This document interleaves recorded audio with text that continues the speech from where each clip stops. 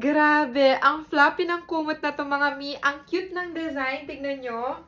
Perfect for kids. Tapos, ang mura pa. Finally, dumating na hetong kumot na binili ko for my daughter, mga mi. Sobrang lambot niya. Meron kasi akong kumot, mga mi, and nakikishare siya doon sa kumot ko, which is ganito din yung tela. Floppy din yung tela niya. Yan, ganito siya. Sobrang kapal naman nito, mga mi, kaya mahirapan din kayo kapag lalabahan nyo na. So, binilahan ko siya ng lighter version, which is this.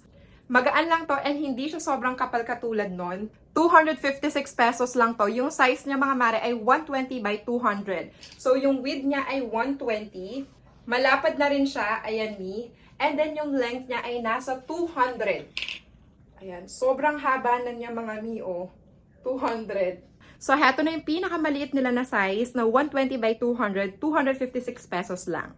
Ayan yung design niya mga mi. Ang cute! Fleece yung tela niya and very perfect kapag malamig yung room kasi it gives warmth sa kanya. Pwede rin to for adults. Marami din designs dyan and sizes. Check niya lang sa yellow card.